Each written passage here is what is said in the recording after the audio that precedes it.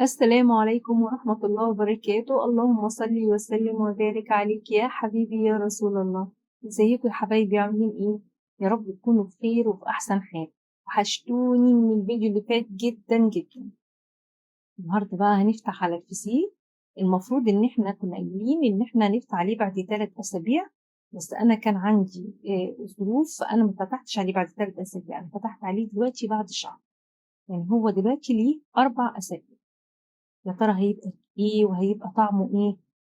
بس ان شاء الله الطريقة بتاعته احنا عملناه بطريقة ناجحة، فاحنا يعني بنتمنى من الله ان النتيجة هتكون كويس. وهتشوفوا دلوقتي. طبعا شوفوا مفيش مية خالص، الكيس يا دوب مندي مية بس، لكن مفيش المية الكريهة اللي الناس يعني بنسمع عنها او ان هم بيشتكوا منها انها بتعمل ريحة كريهة. لا، احنا بص الطريقة بتاعتنا ناجحة جدا، بدليل ان مش سايبه ميه خالص. الاكياس يا دوب منديه بس، فطبعا مش عامل ريحه كريهه ولا حاجه، بالعكس ريحته جميله. وده نتيجه ان احنا قفلنا عليه وحطيناه في اكتر من شنطه، وحطيناه في اكتر من كيس علشان خاطر الهواء ما يدخلوش، وده اللي مخلي مفيش اي ريحه.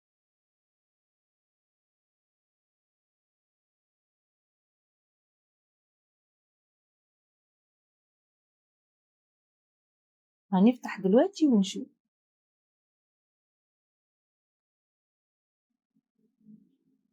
مش عارفه يا جماعه، الاكله دي بالنسبه لي مصدر سعاده. ترى انتم زي كده بتحبوه ولا لأ؟ اكتبوا لي في الكومنتات وقولوا لي، واللي يعملوا ويجربوا يقولوا لي. بصوا الكيس يا دوبك بس عليه ميه، يعني يا دوبك مندي، ما عليهوش الميه الكريهه او اللي بتبقى بتعمل ريحه وحشه، لا. بصوا حاجه كده فاخر من الاخر زي ما بيقولوا، حاجه لذيذه وجميله. بصوا مفيش اي ميه للكريهه ازاي، نضيفه زي الفل. وتعالوا كمان هنفتح مع بعض ونشوف.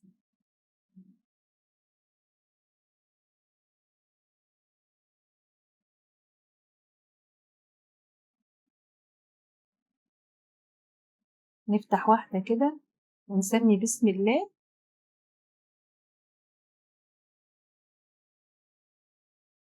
هي بتفتح معايا.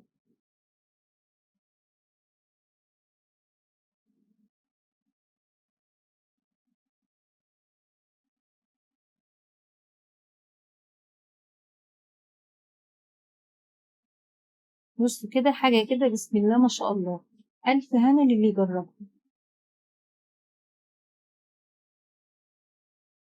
بصوا الملح عليه يا دوب مرمل، عارفين يعني يا دوب الملح اللي احنا كنا حاطينه يا دوب مندي عليه. وبكده يبقى احنا الفسيخ بتاعنا كده يبقى ناجح 100%.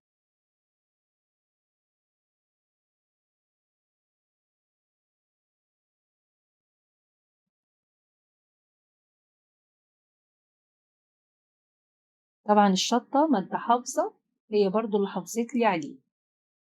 احنا حاطين كمية شطة معتبرة، بس على فكرة هي في الأكل ما بيبقاش ليها أي طعم حراق. بصوا الملح مرمل في ايدي ازاي، يعني يا دوبك مندي ميه بس، عامل زي البحر، زي الرمل اللي بيبقى عليه ميه البحر. يا دوب مندي كده، مش فيه ميه كتير ولا حاجه. اهو بصوا حاجه كده جميله.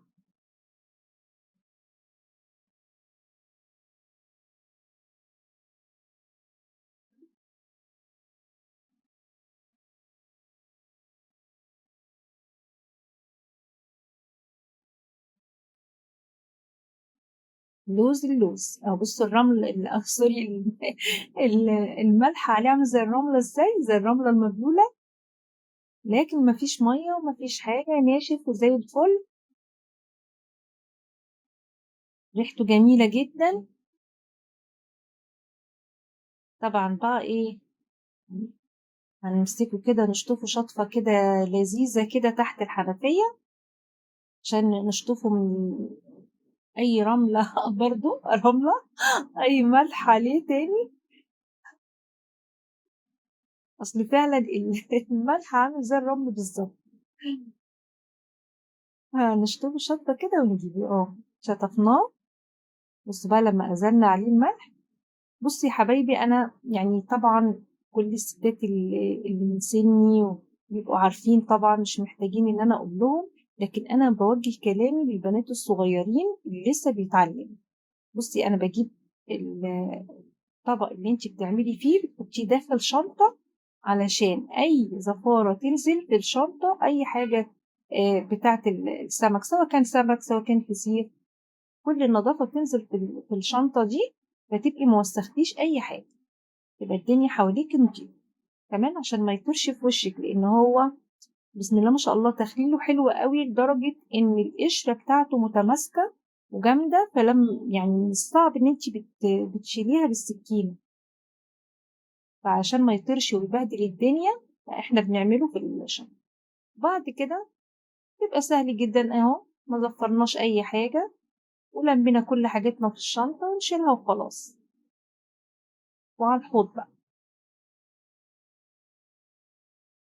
نشطف كمان شطفة بسيطة كده من مطرح القشر بتاع السمك، نشطفها تحت الحنفية شطفة بسيطة ونرجع له.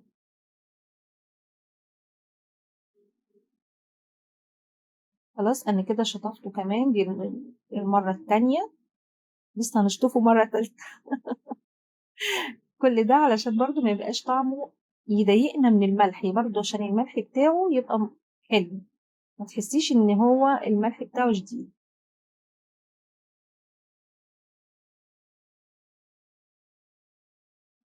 حبايبي اللي عايز يجري الفيديو، مش محتاج ان هو يشوف الفسيخ بيتنضف ازاي، ممكن يجري الفيديو شوية، لكن احنا هننضفه علشان البنويت الصغننين الحلوين اللي لسه برضو بيتعلموا وسنة أولى مطبخ، يعرف الفسيخ بيتنضف ازاي. بس اللي عايز يجري الفيديو شوية علشان يشوف هنعمل بوريه السمك ازاي، يطلع للدقيقة التاسعة.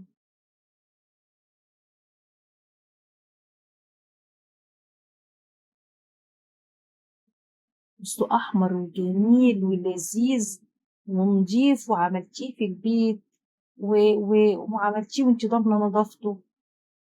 بصوا حاجة كده بجد بجد، حاجة بتجيب السعادة، الواحد بس يبص لها كده تجيب السعادة. الأكلة الوحيدة اللي بصراحة بتسعدني وبحبها وبموت فيها.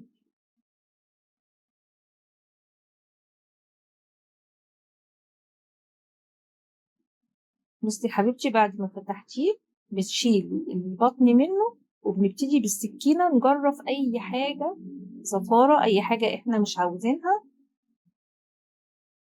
نبتدي نشيلها بالسكينة رفيعة كده. وكمان بشيل الشوك علشان اللي بياكل ميبقاش متضايق من الشوك. بصي بحاول أفكك كده الشوك بالراحة. بصوا هي هتخرج معاكي بمنتهى السهولة.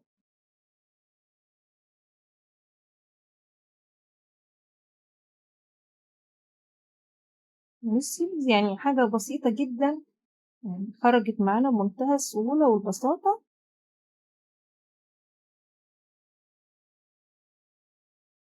وابتدي بقى أشيل الشوك اللي في الجناب ده عشان ما يضايقش حد.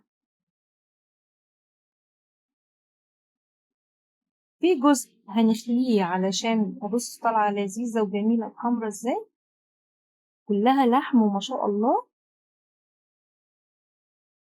بس اللحم بيطلع بمنتهى السهولة، حاجة كده تحفة.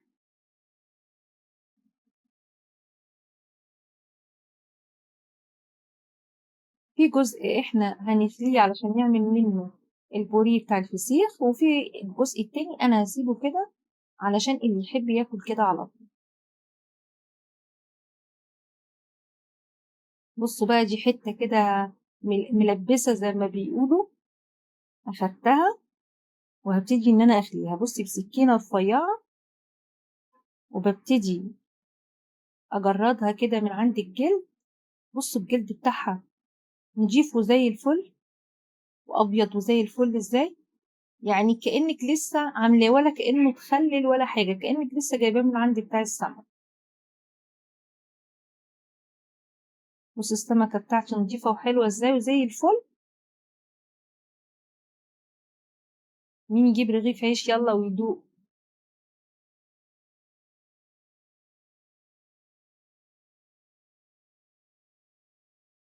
شفتوا الجلدة بتاعتي برضو نضيفة وزي الفل، وهو بيخرج معايا بمنتهى السهولة.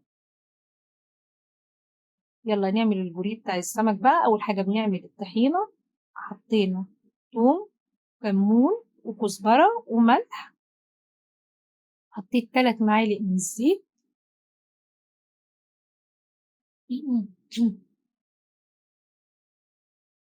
حطيت طحينة وحطيت ليمون، بس للأسف المقطع ده أنا كنت بفكر إن التليفون بيصور، بس للأسف هو ما كانش بيصور. فأنا يعني بعتذر إن المقطع ده اتمسح، لكن ما فاتناش كتير. إحنا عملنا الطحينة جزء هنسيبه من غير سمك أو من غير فسيخ، والجزء التاني أنا زودت عليه شوية شطة وليمون عشان أنا بحبه مشطشط، وحطينا فيه كتل الفسيخ. وهضرب بالهاند بلندر خطوة 2، يعني مش أكتر من كده. أنا مش عايزة أهرسه، أنا مش عايزاه يبقى طحينة، لأ، أنا عايزاه يبقى تقيل، يبقى حتت الفسيخ متقطعة في قلب الطحينة، فتعرفي تاكليها كده تطلع معاكي في لقمة العيش. طبعا عليه شطة وعليه ليمون وعليه كمون وعليه كزبرة وعليه ثوم. نحط بقى الفينش الأخير بتاعنا. نحط بقى شوية شطة كده من على الوش متقطعين. نولوني رغيف عيش، يلا نولوني رغيف عيش، إن احنا ساكتين ليه؟ يلا حبيبتي قومي جربي واعمليها، بدل ما تشتريه من بره غالي ومكلف وما بيبقاش نظيف، ما بيبقاش ضامنة معمول ازاي. لكن انتي هنا ضامنة ان هو معمول ازاي وضامنة نظافته. لو عجبك الفيديو متنسينيش بقى في اللايك وشير وسبسكرايب للقناة، واشوفكم على خير الفيديو اللي جاي. مع السلامة.